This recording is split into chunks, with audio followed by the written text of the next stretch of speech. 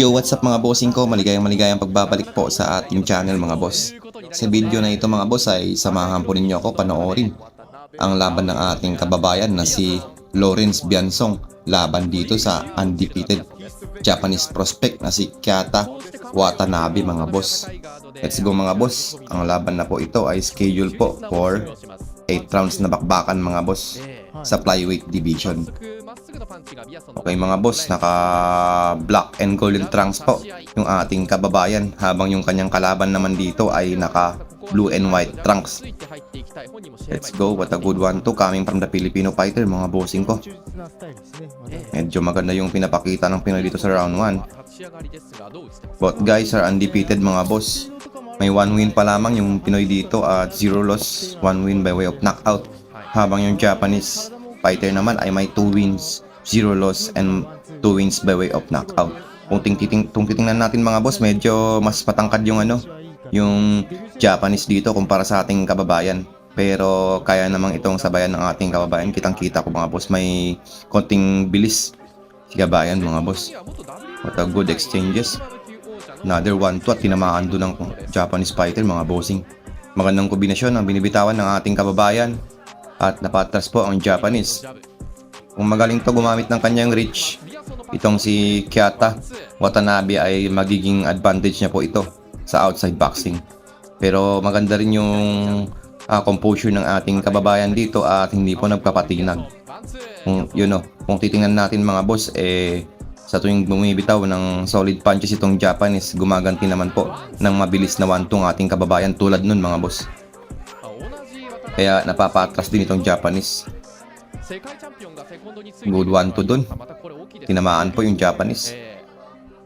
Tangkad pala ng Japanese mga boss. Lalong-lalo sa malapitan, klarong-klaro. Okay. 1 minute left dito sa opening round.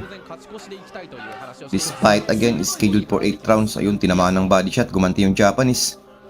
Napatras din ng Japanese dun mga boss. Ang ganda ng jab eh. Sabay sila nagja-jab at sabay din tumatama mga boss. Napakaraming Pilipino po sa flyweight division. Halos ng mga Filipino fighters nasa flyweight mga boss eh. Iilan lang talaga ang nasa matataas na timbang. Sila Yumir Marshall, Weljon Mindoro. Bilang lamang mga boss ang nasa mga middleweight. Karamihan nasa normal weight lang.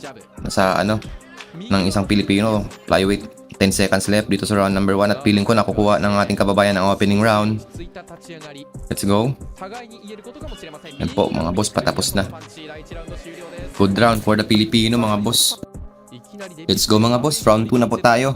At sa tingin ko mga boss, nakuha ng ating kababayan yung opening round. At yan, sinasabayan pa niya dito yung tinamaan ng Japanese dun mga boss. Ang ganda rin ng galaw ng ating kababayan eh. Sa tuwing pumapasok siya, napakabilis niya rin umatras. Kaya nahihirapan magpatama ng malakas na counter itong Japanese fighter. At nagkakaroon na ng konting lamat mga boss sa mga patama ng ating kababayan. Itong Japanese fighter. Tingnan natin kung makakaisa ang ating kababayan mga boss kasi lagi na lang talo eh. Another 1-2 ang pinatama ni kababayan doon. Gustong kumounter itong Japanese pero so far so good kasi yung pinapakita ng ating kababayan. Sa tuwing simusubok yung Japanese na bumato ng kombinasyon, maganda yung kanyang pag-atras at kombinasyon. Doon both exchanges, may patama silang dalawa doon mga boss. At sana ma-maintain ni kabayan ang laban na itong ang dulo mga bossing. Let's go. What a good 1, 2, 3 yun. Napatras yung Japanese. Medyo malakas yun mga boss, yung counter na yun. Tinamaan na yung Japanese dun. Another 1-2 tapos may follow up sa body. Hindi umabot yung suntok ng Japanese kahit siya yung mahaba dito mga boss. Patunay lamang na medyo nahihirapan siya dito sa ating kababayan. The Japanese here is wearing red gloves. But a good 1-2. Sabay sa ulo yung tinamaan mga boss yun. Nasaktan yung Japanese. Ang ganda ng kombinasyon na yun mga boss. Talagang sapul yung Japanese dun. Pero tinamaan si kabayan ng right straight. Pero kinakaya lang, what a good follow up naman. Another 1-2. Hindi pa patinag si Kabayan kahit na tinatamaan at siya pa rin ang lumalamang dito sa round na to mga boss. Another body shot. Itong maganda mga boss, kahit may 1 sa taas, may follow up sa body.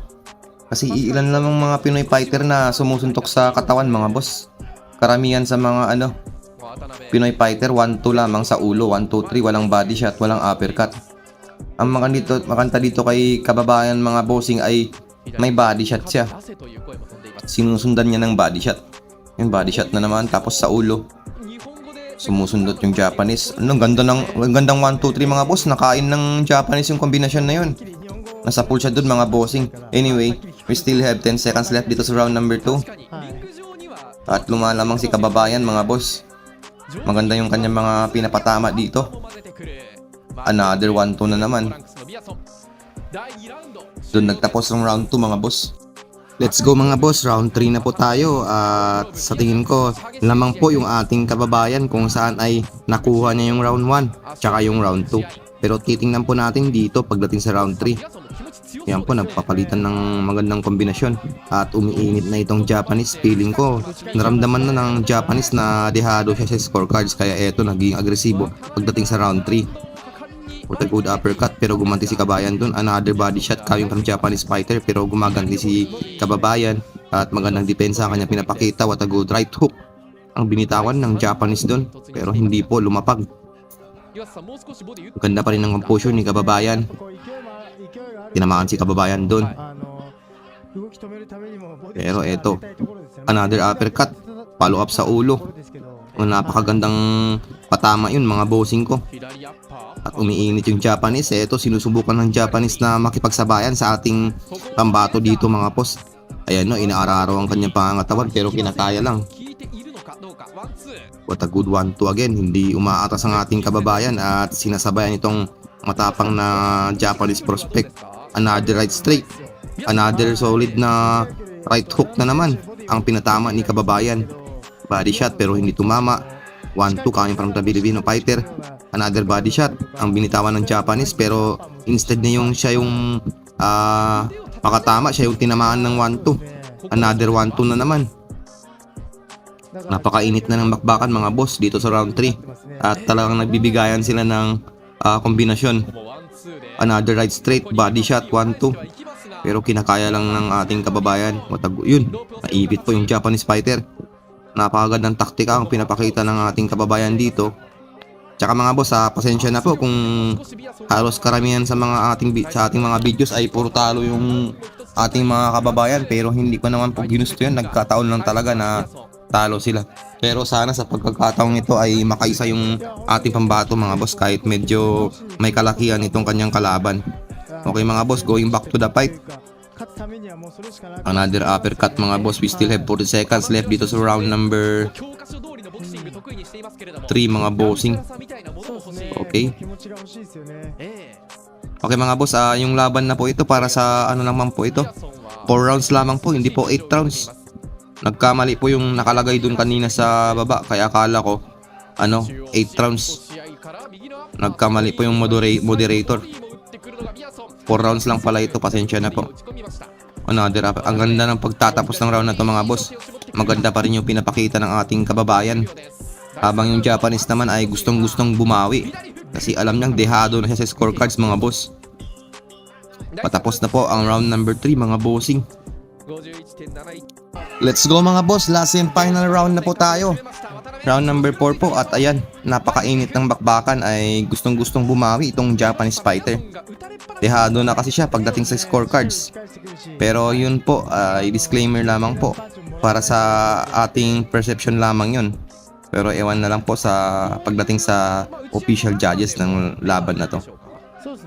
Pero I'm sure at dumudugo, may konting pagdurugo po dito sa Japanese fighter.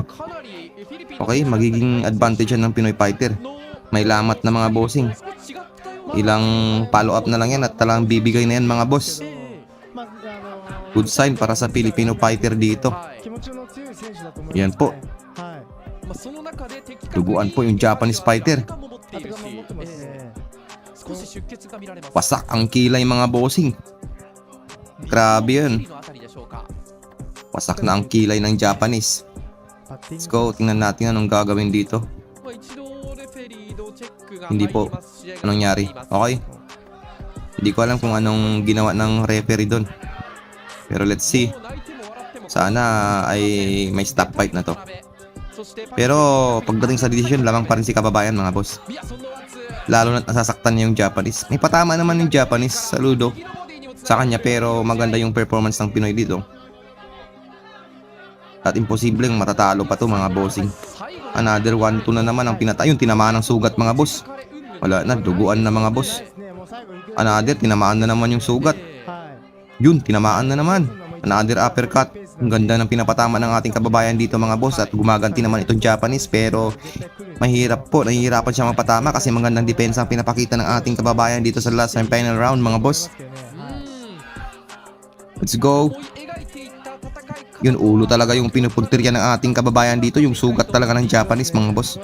Anyway, maganda po yun mga bossing. Nang sa ganun ay lalo pat dumugo at dumugo. Hanggang sa may stop fight na at umayaw itong matapang na Japanese. Another uppercut.